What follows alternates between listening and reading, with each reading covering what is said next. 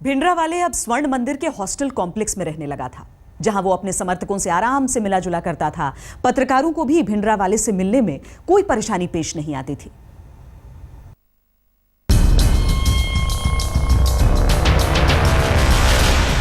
इस बीच अफवाहें आम थीं कि सरकार भिंडरावाले को गिरफ्तार कर सकती है। भिंडरावाले अपने समर्थकों समेत अब गुरुद्वारे के सबसे पवित्र हिस्से में रहने लगा।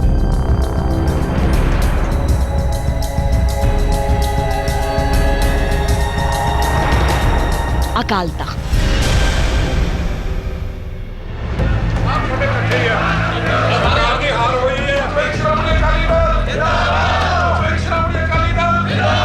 अगले कुछ महीनों में मंदिर परिसर की ऐसी किलेबंदी शुरू हो गई मानो युद्ध की तैयारी चल रही हो।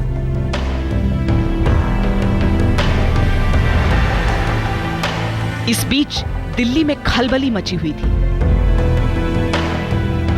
2 साल से पंजाब के आतंक को काबू में करने का कोई रास्ता काम नहीं कर रहा था। सरकार ने स्वर्ण मंदिर की घेरेबंदी की योजना बनाई, लेकिन सेना का मानना था कि अगर सीधा टकराव हुआ तो भिंडरावाले के हजारों हथियारबंद समर्थक अमृतसर की सड़कों पर कोहराम मचा सकते हैं।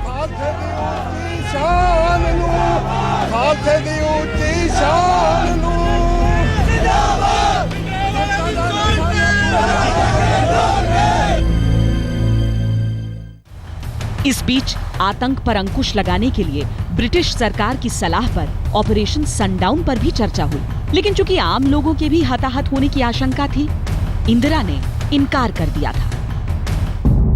मई 1984 में इंदिरा को यकीन होने लगा था कि आतंक को खत्म करने के लिए अब सीधा टकराव ही रास्ता है। बातचीत की कोशिशों के साथ साथ जून के महीने से अमृतसर में भारतीय सेना जुटनी शुरू हो गई।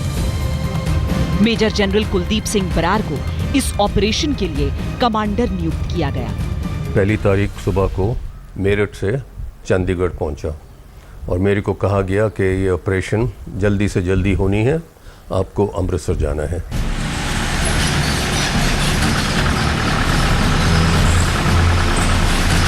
एक तरफ देश भर से सेना शहर में इकट्ठा हो रही है,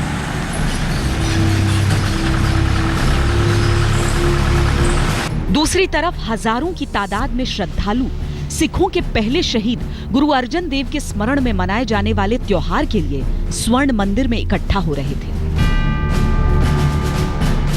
2 जून तक यहां 1000 से भी ज्यादा सैनिक एकत्रित हो चुके थे। स्वर्ण मंदिर की घेराबंदी पुख्ता कर दी गई थी। किसी को बाहर निकलने की इजाजत नहीं थी। श्रद्धा की खुशबू में बारूद की गंध घुलने लगी थी।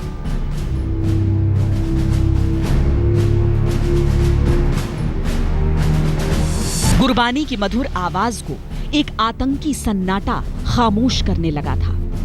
आस्था की जगह अविश्वास था। मंदिर रणभूमि में परिवर्तित हो रहा था।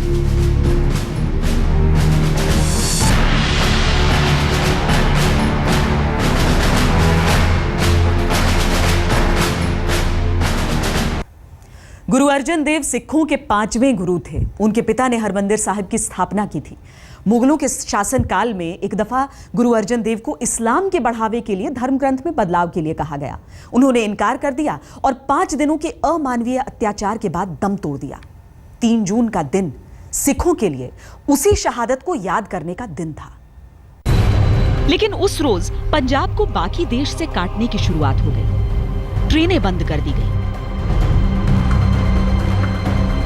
शहर में कर्फ्यू लगा दिया गया और आधी रात को मंदिर के भीतर और बाहर से जबरदस्त गोलीबारी शुरू हो गई। 5 जून को पुलिस की गाड़ियों में भरकर पत्रकारों को भी अमृतसर से बाहर कर दिया गया। सरकार को मालूम था कि जो कदम वो उठाने जा रहे हैं उसमें आम राय बन पाना नामुमकिन होगा। ये सोच प्रबल थी कि किसी भी कीमत पर आतंक का सफाया करना है।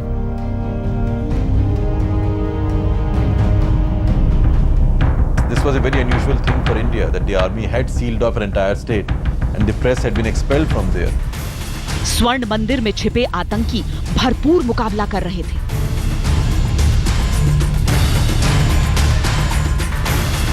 उनके पास एक से एक अत्याधुनिक हथियार थे। सेना को निर्देश थे कि स्वर्ण मंदिर में दाखिल नहीं होना है और किसी भी कीमत पर मंदिर परिसर को कोई नुकसान नहीं पहुंचना चाहिए। आतंकवादियों को तो वहाँ पे नहीं होना चाहिए था। और अब जब हमारे लोग अंदर गए, दोनों तरफ से फायर आ रहा है हमारे जवानों के ऊपर, और मेरे ऑर्डर थे उनको कि आप हरमिंदर साहब की तरफ फायर नहीं करोगे। तो हरमिंदर साहब को बचाने के लिए उन्होंने अपनी जान दी कईयों ने, लेकिन हरमिंदर साहब की तरफ फायर नहीं किया उन्होंने। और अगर कुछ गोलियां लगी हैं हरमिंदर साहब से, दोनों तरफ से जो आतंकवाद फायर कर रहे थे उनकी गोलियां लगी, हमारी नहीं लगी उसमें। जनरल ब्रार खुद सिख थे। उन्हें स्थिति की संवेदनशीलता का एहसास था। इस पूरे ऑपरेशन में कई सिख सैनिक शामिल थे, लेकिन सेना के संस्कारों में धर्म नहीं, राष्ट्र धर्म अहम है। इतना साफ हो चुका था कि ऑपरेशन की कामयाबी के लिए परिसर में दाखिल होना ही होगा। 5 जून की रात 10:30 बजे तय वक्त से आधे घंटे देर जवान स्वर्ण मंदिर के मेन गेट से भीतर पहुंचे, लेकिन आतंकियों की ताकत को उन्होंने कम करके आंका था। मंदिर की दीवारों के पीछे से न सिर्फ मशीन गन गोलियां उगल रही थीं, बल्कि सैनिकों पर रॉकेट प्रोपेल्ड ग्रेनेड भी दागे जा रहे थे। अकाल तख्त में दाखिल होने की हर कोशिश नाकाम होती रही। पहले 2 घंटे में ही 17 जवान शहीद हो गए। तो अब हमको ये फिक्र था कि अगर ये ऑपरेशन जल्दी ख़त्म ना हो और खबर पहुंच जाए बाहर कि हमला शुरू हो गया है, और वो लोग अपने बंदूकों के साथ और तलवारों के साथ हज़ारों में और लाखों में स्वर्ण मंदिर की तरफ आए, तो क्या नतीजा होगा। अकाल तख्त की खिड़कियों को ईंटों से ढक दिया गया था, जिसके बीच में गन पोजीशंस बनाई गई थी। भले ही भारतीय सैनिकों की तादाद आतंकियों से कहीं ज्यादा थी, उनके पास बराबरी के हथियार थे, और सबसे बढ़कर अकाल तख्त की ढाल, जिस पर भारतीय जवान तो वार नहीं कर सकते थे, लेकिन जिसकी आड़ लेकर आतंकी दनादन गोलियां बरसा रहे थे। शाहबेग सिंह ने उन्हें गुरिल्ला युद्ध में ऐसा पारंगत किया था कि जल्द कुछ सोचना जरूरी था। कई जाने गंवाकर सैनिक जब तक अकाल तख्त के नजदीक पहुंचे, सवेरा हो चुका था। जनरल ब्रार के सामने विकल्प अब खत्म हो रहे थे। तब एक अकल्पनीय फैसला लिया गया।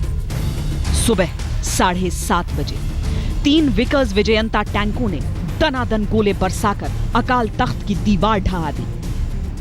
बहुत सख्त, बहुत मुश्किल डिसीजन था ये। हम नहीं इस्तेमाल करना चाहते थे। जब अकाल तख्त में बहुत प्रॉब्लम्स हुए तो फिर एक टैंक हम अंदर ले गए। उसमें एक बत्ती होती है, जिनॉन लैम्प बोलते हैं हम उसको। वो बत्ती को हमने अकाल तख्त की तरफ लगाया कि वो लोग थोड़ी बहुत ब्लाइंडनेस हो जाए और वो अच्छी तरह से देख ना सकें और हमारे आदमी अंदर चले जाएं। फिर ग्रेनेड और गैस के गोले बरसाते हुए जवान भीतर दाखिल हो गए। 12.5 घंटे में ऑपरेशन खत्म हो चुका था, लेकिन मंदिर की परिक्रमा का सफेद संगमरमर लहू से लाल हो चुका था। आतंक कुचला गया, लेकिन आस्था भी तार तार हुई थी। खूनी संघर्ष का खात्मा हुआ, लेकिन लहूलुहान सवालों की शुरुआत हुई थी। आधिकारिक आंकड़ों के मुताबिक भारतीय सेना के 83 जवान शहीद हुए थे। 493 लोग मारे गए थे, लेकिन प्रत्यक्षदर्शियों और बाकी अनुमान के मुताबिक इस ऑपरेशन में कम से कम 1,500 लोगों ने अपनी जान गंवाई थी। समर्थकों की नजर में भिंडरावाले की मौत नहीं हुई, एक शहीद का जन्म हुआ था। लेकिन सही मायने में पंजाब में आतंक के खिलाफ लड़ाई अभी और लंबी चलनी थी। गोल्डन टेम्पल की लड़ाई तो खत्म थी, लेकिन भारत सरकार के खिलाफ आतंकियों के युद्ध की शुरुआत हुई थी। देश ही नहीं, दुनिया भर में ऑपरेशन ब्लू स्टार की गूंज सुनाई दी थी। कहीं इंसाफ की गुहार लगी, कहीं बदले का आह्वान हुआ। ऑपरेशन ब्लू स्टार ने सिख भावनाओं को इस कदर आहत किया था कि कुछ आर्मी यूनिट्स में भी बगावत हो गई। इंदिरा को मालूम था उन्होंने सिखों को नाराज किया है। सलाह दी गई कि अपने इर्द गिर्द सुरक्षा कर्मियों में सिख सैनिक न रखें, लेकिन पहले ही भेदभाव के आरोपों से घिरी इंदिरा ने एक न सुनी। तब इंदिरा जी को जब मालूम हुआ इस बात का तो वो बहुत नाराज हुई कि उन्होंने कहा कि मैं तो हर धर्म का, हर मजहब का, हर लोगों का आदर करती हूँ, मेरे कोठी से किस तरह इनको हटा दिया गया है। तो उसी वक्त उनके आदेश के मुताबिक फिर से सिखों को, ये सुरक्षा एजेंसी ने उनको हटा दिया था। 31 अक्टूबर 1984 को इंदिरा को उनके अपने बॉडीगार्ड्स सतवंत सिंह और बेअंत सिंह ने गोलियों से छलनी कर दिया। बदले की आग कभी शांत नहीं होती। ऑपरेशन ब्लू स्टार का बदला इंदिरा गांधी के खून से लिया गया। इंदिरा का बदला सिखों के खून से। सिखों का बदला आतंकी खून की होली से लेते रहे। आतंकियों का खात्मा भी ऑपरेशन ब्लैक थंडर में खून की होली खेलकर ही हुआ। हमारी इस खास पेशकश में इतना ही। देश और दुनिया की बाकी खबरों के लिए आप देखते रहिए आज तक।